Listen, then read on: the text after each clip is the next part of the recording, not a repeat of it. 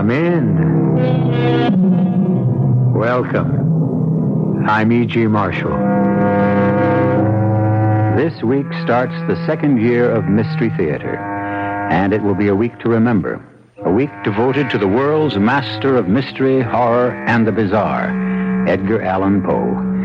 Each night this week, it will be my pleasure and honor to bring you one of Poe's masterpieces, our respectful tribute to the creative genius of a truly great author whose stories will live for all time. Help us celebrate the start of our second year of Mystery Theater by joining us every night this week in our salute to the world's acknowledged master of the macabre. Of all the fears that have plagued mankind, probably the most terrible was the possibility of being buried alive. Oh, don't shrink away. You have nothing to fear, modern medical science being what it is. But not so many years ago, the thought of waking up in one's closed coffin beneath 6 feet of earth, that was a horrible thought indeed. And an ever-present danger, which led, in at least one case, to a remarkably strange experiment. Let me go. Oh, please let me go. I'm dead, I tell you. I'm dead. Guy, I must release her. No, Gordon, no. She's alive. Only my spirit lives. My body has been dead for days. Guy, I beg you, let me release her from the spell of mesmerism I cast over her. Yes. Release me. No. Victorine, no. Oh, no, my darling. If I let Gordon break his hold on you, you will be dead, and I can't face the horror of that. Then a worse horror awaits you. Horror. Far worse.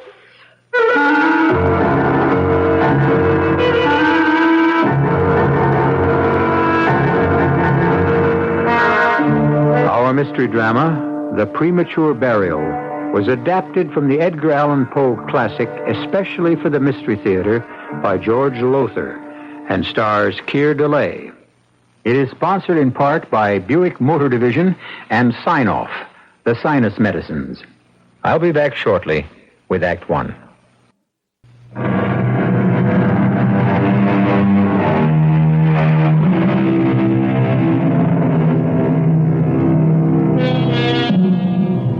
As you know, I'm an inveterate and incurable reader of diaries.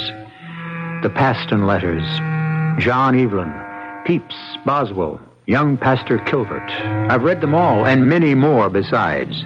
The daily journals, that is, of lesser-known folk. In so doing, I've happened upon some curious tales, but none, I assure you, that can match in sheer terror the one I bring you now. I happened upon it years ago in a small, out-of-the-way bookshop in London, England. It's the journal of a young doctor, Dr. Gordon Rainey, and it recounts certain events that took place in the year 1810. Now, let me see where to begin. Here. I arrived at the Bull and Bear Inn in Salisbury, the doctor writes, in one of the worst of storms, And having stabled my horse and seen to its proper care, soon found myself in the rooms my friend Guy Peterson had engaged for himself. In all the years I'd known him, since undergraduate days at Cambridge, I'd never known this closest of my friends to be in such a state of overwrought nerves. Thank God you come, Gordon. Thank God you're here at last, my friend. I came as soon as I could after getting your message, but what is it? I've never seen you in such a state of nerves. Thank God, you're actually trembling. She's dead. Dead, you see, and they buried her last week, but I must see her once again. Gaze on her face. Now look at me. What? Look at me. Look full into my eyes. What? Gordon, what are you doing? I'm merely calming you down through the use of mesmerism. Mesmerism? What in heaven's name is that? And why do you stare at me? As if I... That's right, old friend, that's right. Calm down. Quiet yourself. Relax. Just loosen up. Let yourself go. That's it. That's it. There now. Feel better? Why, yes. But how did you do it? What is this? Mesmerism, did you say? Yes. A means of controlling another person by, well, to put it simplistically, dominating him with one's own will, the force of one's own willpower. But that's miraculous, and yet you did it. I feel ever so much calmer now because you made me. Good. And now, Guy, calmly tell me why you sent that urgent message to meet you here in Salisbury. Victorine is dead. Well, I know how you must feel, and of course I sympathize deeply, but her death, isn't it a blessing? A blessing? She's dead. Victorine is dead. And at last free of the hellish life Sir Giles Buckingham led her. Come now, Guy. Is that not something to thank God for? Well, I suppose so. Oh, my dear good friend. I know how much you loved her. Loved her? She was my heart, my soul, my very life.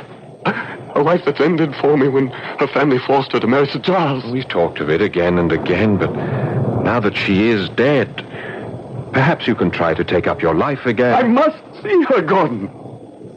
See her? That's why I'm here. Why I asked you here. I must see her, Gordon. Gaze upon her lovely face once more. But she's buried a week ago, you said. In the family vault on the Buckingham estate. I want to go there tonight. Force entry into the vault. Open her coffin. And look at her once more. Just once more. I need you because I fear to go alone. There is more to fear than that, Guy. What do you mean? A body, dead and buried for a week in a damp and virtually airless vault. Guy, you'll not see Victorine as she was in life. I shall see her. Guy, this is mad. I beg you to... I must! I don't care what she has become. I must see her once more. Must I do it alone? Will you help me? If it is your wish, you wish it so strongly, then... yes, I'll help you. We must be careful not to be discovered, Gordon. This moonlight makes everything as clear as day. There'll be no one about unless the estate is guarded at night against poachers. Let's hope not. Wind picking up. That should help a little. Cover any sound we make. Yes. Here's the gate to the estate. Is it locked? We'll soon find out. No. Come. There's so much for that. Now, the location of the vault. Do you know where it is? Yes. That line of copper beeches on the hill. Do you see them? Yes. The vault lies just beyond. Come. Wait. That barking dog. If the place is guarded by a dog or even dogs... Now, don't let your nerves get the best of you. Bad enough to face trouble when it comes, not before. That dog. It's here on the grounds and closer. Gordon? Steady, man, steady. Yes, it's on the grounds, all right, and coming this way. Come, let's step out into the open. Into the open? If the dog is coming this way, I want to meet it in full moonlight. Why, Gordon? Why? Because my only chance of subduing the beast, if it can be done, will be with my eyes. My voice, too, yes, but the eyes. There, I see it, coming over the hill against the moonlight. Good Lord. A monstrous animal, Gordon. It's a mastiff, and a big one. And he's caught our scent. Come on, step out into the moonlight. Quickly, or all is lost. Yes. Gordon, I'm scared. Stand still. Make no move. Leave this to me. All right, boy. Quiet down. Quiet down now. That's a good dog. That's it. We're not here to do you any harm, boy. We're friends. Your friends. Yes, that's right, boy. There's a good dog. Fine dog. Unbelievable. You stopped him with your eyes. Held him to the one spot just by looking at him, and with your voice you soothed him. You calmed him. Took all the fight out of him. Yes. And now, let's get on to the vault.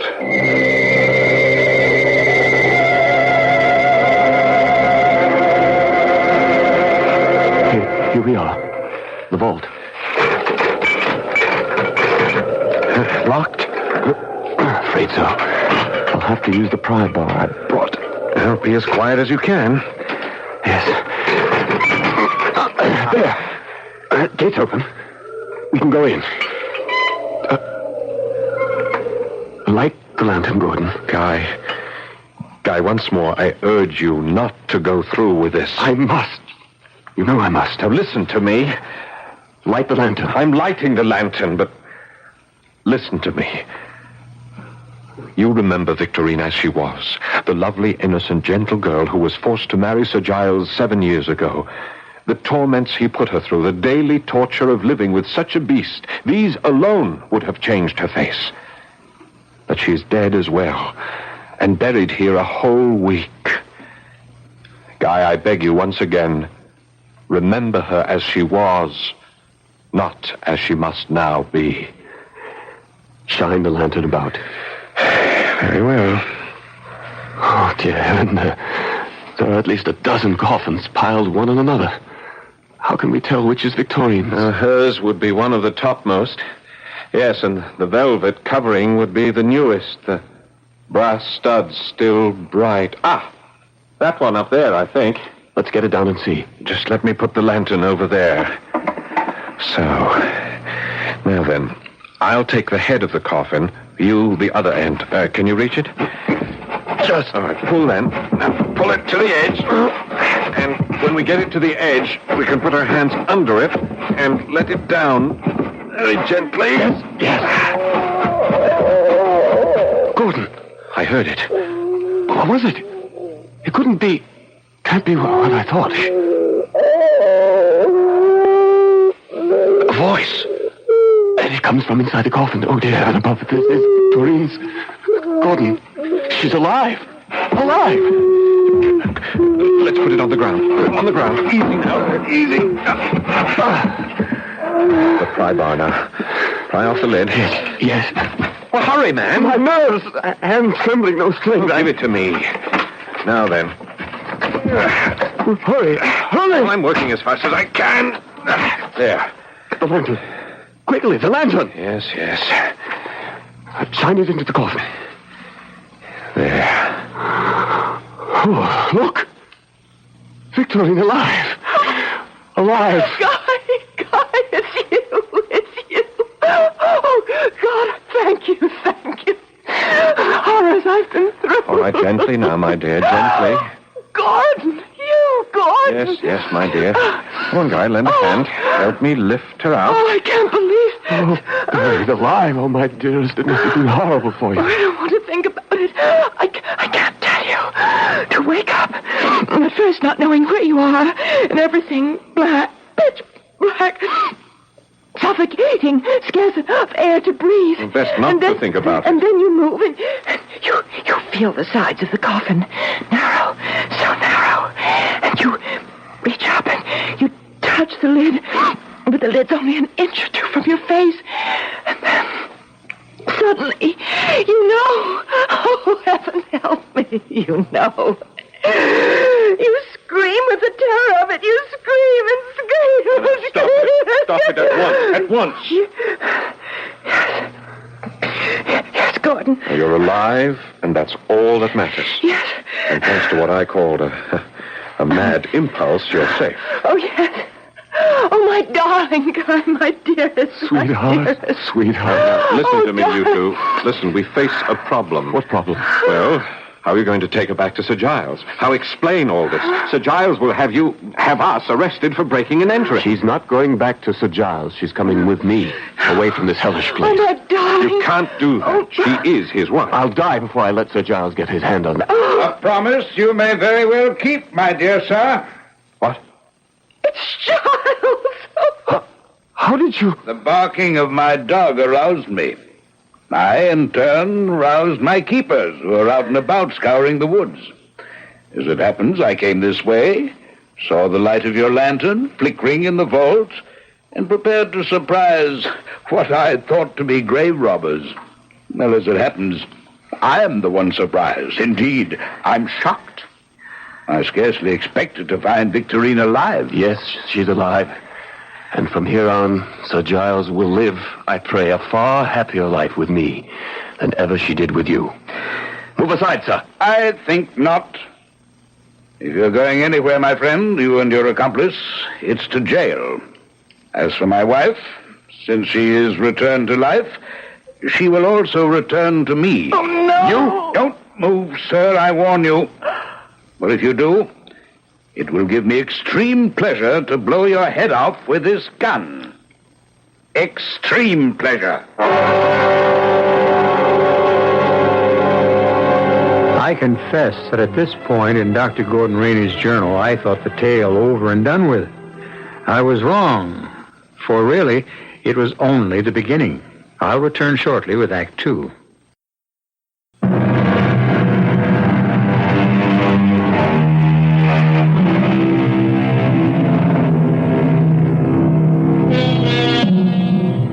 Well, as I said, I thought that Dr. Gordon Rainey's story had come to an end. He had gone with his friend, Guy Peterson, to the vault where the woman he loved lay dead in her coffin, only to find her alive. And then, as he planned to run away with her to save her from further torments at the hands of her husband, he was stopped by the appearance of that same husband, gun in hand, promising to have him and Dr. Rainey jailed. Giles, I entreat you. Let them go. They've done no harm. On the contrary, if it hadn't been for Guy and Dr. Rainey, I'd even now be lying in my coffin, alive. Would that you were. Damn you, woman, would that you were. Your unexpected return from the grave will lose me a fortune. But how can my being alive cost you anything? Lady Hastings is a widow. Lady Hastings has an income of $30,000 a year. I proposed marriage to her on Tuesday, and she accepted me. You proposed marriage to another woman 3 days after your wife died? Why not? I'm alive, very much alive, and to live one needs money. Why the look, Dr. Rainey? You have more sense, it seems, than sensitivity, Sir Giles. Insulting me will only worsen matters for you, Doctor, if that's possible. You can't be as unaware as you would like to seem that your career is ruined. A doctor, a physician, arrested for breaking and entering a mortuary, a sacred repository of the dead. Sir Giles, you mustn't do this to Dr. Rainey. He helped me because he's my friend, a good and true friend. He was against it from the very start and would never have agreed to assist me had it not been for his deep and abiding sense of loyalty. Oh, do stop, do, or you shall have me in tears. Tears from a stone. A miracle. Oh! Very well, then. Stone that will crush you, dear wife. Crush you until the death you've escaped will seem a paradise to you. Put down that gun and I'll... But I've no intention of putting down the gun. Certainly not until the bailiff arrives and takes you into custody, to jail, where I shall see to it you rot, the two of you. What do you mean, rot? I mean, quite simply, that once you're put in jail, you will never leave it. You will rot there, Doctor. You make no sense, Sir Giles. The penalty for breaking and entering... Penalties? Who speaks of penalty? I do. There are laws in this nation. But only one law here, me. I am the law in the village of Buckingham. I am Buckingham. Oh, and he is. No, Sir Giles. You will not imprison this man for the rest of his life, nor will you imprison me. Oh? And may I ask why not? Because I say so. Because I tell you so. Now, don't look away. Look at me. Look into my eyes. Have the courage to look into them and tell me then. Will you imprison us? Mesmerism. Why, such is my intention, yes? Is your intention, Sir Giles, or was? Well, it certainly was. I mean to say, The way you put it, most eloquently. Good Lord. It's working. He's doing it again. Doing what? And you, being a man of sensitivity, my eloquence, the validity of what I say, has touched you. Is that not so? It is so, isn't it? Yes. Seen in a different light, so to speak, yes, it would serve no purpose to put you in jail. None really. And so you let us go? You will let us go? Yes, go. Get out of my sight, the two of you, and never come back. Let us leave, Guy. Victorine, under the law, there's nothing we can do. She is his wife. I can't leave her. You must. The bailiff will be here any moment, and I can't dominate Sir Giles' will with mine much longer. Victorine. Go, my darling. What? To leave you with him. Oh, whatever happens to me will be harder to bear if you are in prison. Go, I entreat you. Go. Second thought. He's coming out of it. Guy, my friend, I've done all I can for you, and I'll not see my career ruined because you... Because you're right. Goodbye, my darling, my dearest. Goodbye.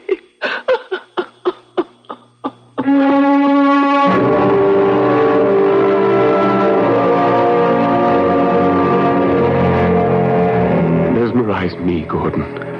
Do something.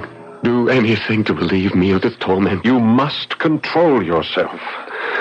I think of her, dream of her. She is never out of my thought, and always I am stricken with the thought that my very imaginings are as nothing to what he is really doing to her. The beatings, the starving of her, her very loneliness, the vile subjection to his passions. Oh, merciful heaven, I shall go out of my mind. Yes, Guy, you shall. Unless you pull yourself together. Now, if you don't stop thinking of her, if you don't stop letting your fancy invent miseries, she is very likely not suffering. You will go insane. You will. Someone at the door. Who? Were you expecting someone? No one. Whom would I want to see? I'll answer. Victorine! Save me, Gordon, save me. Good heavens. Come in, my dear. Guy, look, it's Victorine. Victorine? Oh. It is. My dearest, I could bear it no more. Oh, yes. Oh, hold me in your arms. Hold me. Oh, Victorine. He may kill me, but I'll never go back. Never. He never loved me. And now he hates me because I keep him from marrying Lady Hastings and her fortune and makes me pay. Oh, save me from him. Never let him take me back. Gordon, she's fainting. Here, Victorine, some brandy. Lie down on the couch. There, my love.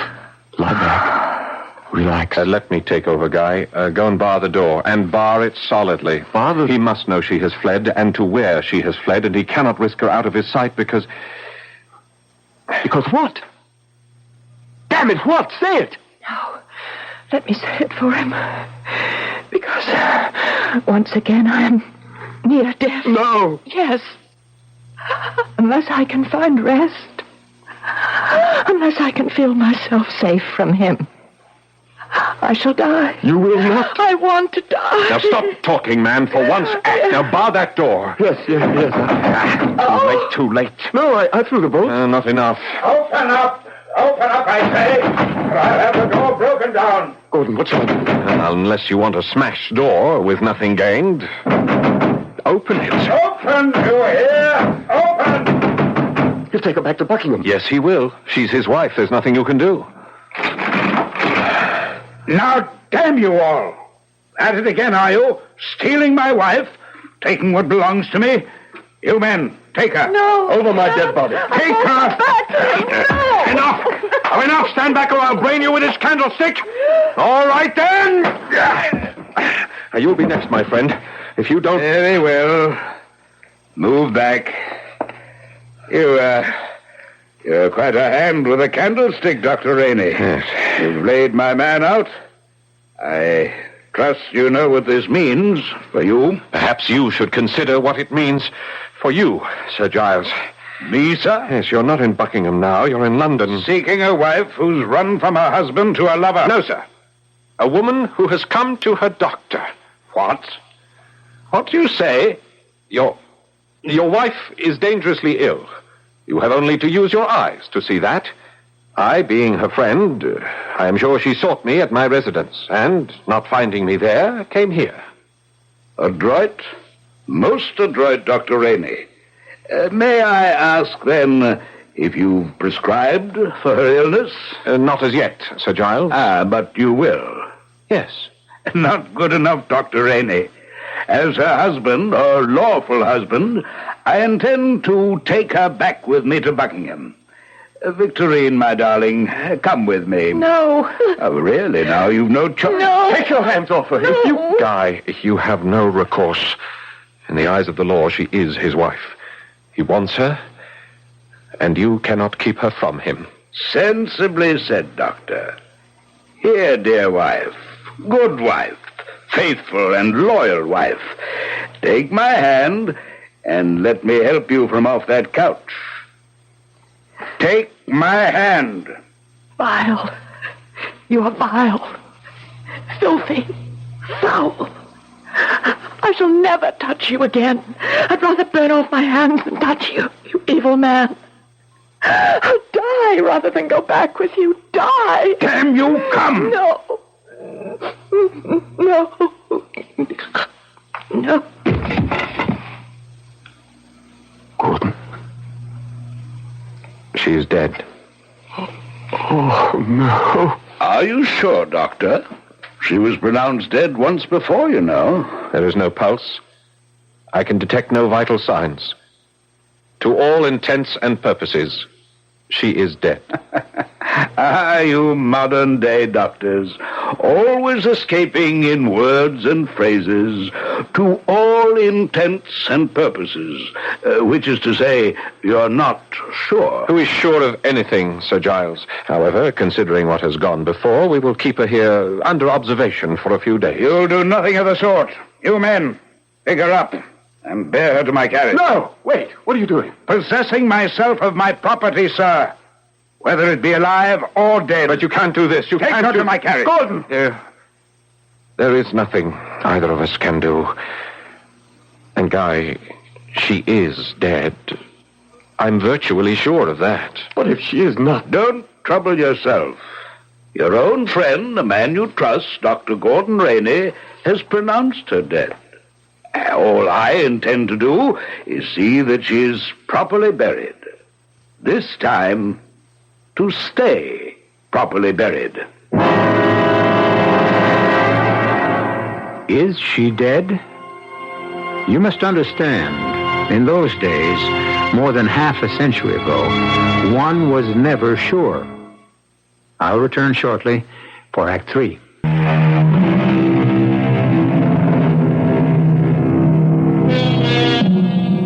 Think for a moment how you would feel if you thought someone you loved might conceivably have been buried alive. And you will understand the feelings of young Guy Peterson. Think again how you would feel if you were a close friend of Guy's, a physician who risks his career every time he consents to help Guy spirit his beloved from her tomb. And you will then understand why Dr. Gordon Rainey wrote in his journal, I feel if Guy is not mad, he is close to it. He has never been a robust man, but on the contrary, something of a neurotic. So it was that I refused, and again refused when he begged. Help me. I beg you, Gordon, help me. That is what I am trying to do, by refusing what you ask. We were caught in the act of entering the Buckingham Vault the first time. We would surely be caught a second. There can be no doubt that Sir Giles is having the place guarded. If there's a guard, we'll get past him somehow, or knock him unconscious, or yes, you could mesmerize him as you did that dog and Sir Giles. Guy, my dear, good friend, listen to me. First, Victorine is dead. How can you say that? She suffers, she must suffer from some sort of malady that makes her only appear to be dead. There are such maladies. Yes, everything you say is true, but... You admit She could yet be alive. Buried alive in that tomb even now. Now, stop that. Stop it. The second thing I was going to point out is that mesmerism doesn't always work. Some people, the kind of peasant type who'd likely be guarding the vault, cannot be brought under the hypnotic influence. Yes, but... And a third thing is this. I am a doctor. If I get caught again, Sir Giles could end my career, and all I have tried to be, all the good I can accomplish in this world, would be set at naught. I'm sorry, Guy. I cannot risk it again. Then I must do it alone. You will not do it alone. You cannot stop me. No one, nothing can stop me from rescuing Victorine from that vault. Guy, you are mad. You are thinking irrationally, acting senselessly. That's my concern, and certainly no longer yours. Oh, Guy. Leave me, Gordon. I must prepare for the journey to Salisbury. Well, leave, I said. No. I'll go with you. You've changed your mind? I have not. But this is a mad business, and I'm a fool to help you, but I am also your friend.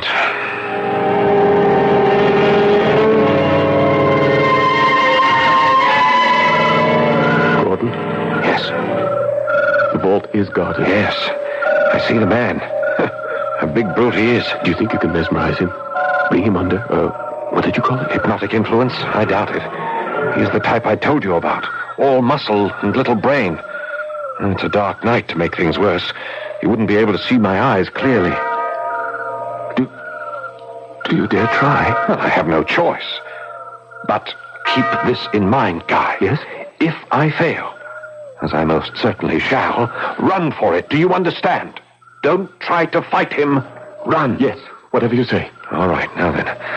Let's step out of these bushes and walk toward him. Say and do nothing. Leave things to me. Come. Who's there? Oh, don't shoot, friend. Then stand where you be. Let me have a look at you. Of course. We mean no harm, friend. We are simply two gentlemen who got lost in these woods, and so... How come you're lost? This here is Buckingham Manor, and it's surrounded, all of it, with an iron fence. Yes. How come you got in? Well, we really don't know. It's a dark night, and our eyes couldn't see much. A likely story. You must believe me. My sight is very poor, as it is. Very poor. Look for yourself. Look into my eyes and see for yourself. Yeah, now, what is this? Look into your eyes? It's up to the manor house with you two. With your answer to Sir Giles for trespassing on his... Guy, That takes care of him. you stabbed him. You couldn't control him. I said to run if I couldn't, but... Oh, Guy, I think you've killed him. Quickly, into the vault. Wait. What's happened to you? Don't you realize that you've just murdered a man and it's... Oh, you've gone mad. You have gone mad. I am as sane as you. But mad or sane, I must get Victorine out of that vault. Now, come! All right, but... Heaven help me, what have I got myself into now? The pry bar. Where is it? Where? Well, you had it. Oh, yes. I must hurry. She's alive in there. Her coffin alive. I must... There. Come along, Gordon. Come along. All right. There. There's a coffin. Yes. Look fast. Get the lid off. Insane. He's gone insane. Victorine? Can you hear me? Are you alive, my dearest? Perhaps fainted. Oh, Gordon? That's possible, isn't it? Alive, but in a faint? Oh, Guy, my poor dear friend. There. The lid's off, and she... Dead. As I told you, dead. Oh, we can't be sure. You know we can't be sure. Guy, in the name of reason... Help me! Help me get her out of the coffin. To what purpose? We'll take her back with us to London and... Take her back where? To my place. The first place Sir Giles will come to. Then to yours. Mine? Do you realize what you're asking of me? If you're the friend you claim to be... But what you ask is impossible. You've already made me your unwitting accomplice to murder, and now... Guy, you are out of your mind. And you, Gordon, are no friend. Guy, I beg you, leave her where she is. She's dead. Leave her at peace. She is not dead, and I am taking her back to London.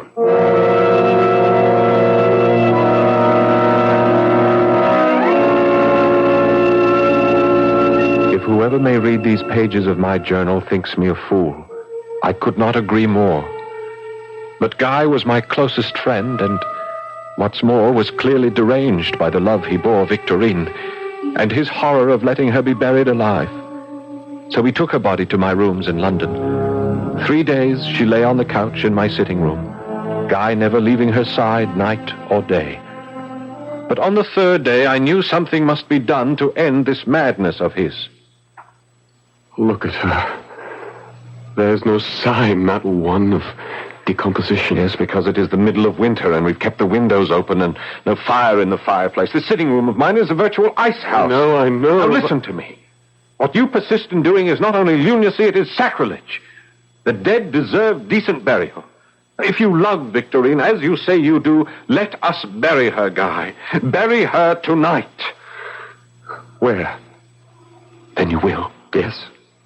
Where can we take her? Well, I thought of that and prepared for it. A grave awaits her body in St. Pancras Cemetery. All is arranged. We can take her now under cover of night. Then let us do it. Good, good. Now, I've kept my carriage waiting below. Do you want to carry her, or shall I? Let me. It will be the last time I hold her in my arms. All right. Pick her up, Guy. Yes, yes. Gordon? Gordon, what was that? It's nothing. Come on, let's go downstairs. But she gave a sigh when I picked her up. Guy. You heard? Gordon, you heard? Good Lord, I did. Here, move aside. She's alive. I knew it. Alive. Quiet, man. In heaven's name, be quiet. Victorine. Victorine, do you hear me? Yes. I have taken your hand in mine. Do you feel it? No. Can you open your eyes? If you can, open them. She has. Gordon, she's gazing at me. Victorine, do you see Guy? Yes. Farewell, my darling. Farewell. Farewell? I am near death. No. Only a spark of life remains. No. No, she must not die. Gordon, stop her. What are you saying? Mesmerism. The hypnotic influence. Use it. Are you mad? Use it? How? Command her not to die. Command her to live. Command her to live? Command what to live when there was scarce a breath of life in her? Her mind, her spirit, what? But I did it. May God, in his infinite mercy, forgive me. I did it. Using the powers of mesmerism, I held her eyes with mine and commanded her, forced her to live. Even though over and over she cried out, I am dead. Let me go. I'm dead. But I did not let her go, could not let her go, because, yes, I confess it, because the experiment fascinated me. I, Dr. Gordon Rainey, committed for over 5 long weeks, committed the sin, the crime, the sacrilege of holding the spirit within a dead body to this earth, even though it pleaded, entreated, begged. Release me. Oh, release me. In a short time, yes. But tell me first, what are you? Spirit? Soul? Mind? What? I am dead. Dead. Dead. What's that? Someone at the door. I'll answer. You! Found you at last, eh, you damn grave robber? Sir Giles. Yes, and you, Dr. Rainey, who so help me, will no longer be called doctor when I'm through with you. No, Giles, no. Oh, what's this? She lives? No, Sir Giles. But she speaks. I heard her speak. Here, let me see for myself. Stay away from her. Don't you touch her. Get out of my way, you. Don't touch her, I said. Don't touch her. Oh. You shot him. You killed Guy. before he stabbed me to death, as he stabbed my servant. Self-defense, sir. And now enough of this. I came for my wife's body, but it appears I shall be taking her wife back to Buckingham Manor with me. Rouse her. Rouse her at once. I cannot, Sir Giles. She is dead. Has been dead for more than 6 weeks. I heard her speak. Yes. But it was her soul. Her spirit. I don't know what. But not her body. Her body is dead. Yes, dead. I beg you, don't hold me any longer. Guy is here. Let me go to him. I say to you that I am dead. Let me go. She comes with me. No. She goes where she should have gone long since now, had it not been for me. Victorine, I release you. Go. And in the sanctity of death, join the lover you never had in life. What's happening? Her body. Her body. It's disintegrating. Before my eyes. Rotting. Moldering. Horrible. Horrible!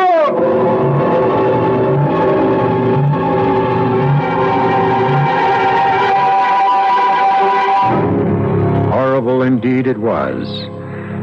For using Edgar Allan Poe's own words, upon the couch there now lay not the body of Victorine, but a nearly liquid mass of loathsome, detestable putrescence. Mr. Poe's words, mind. When he set out to horrify you, he horrified you. I'll be back shortly.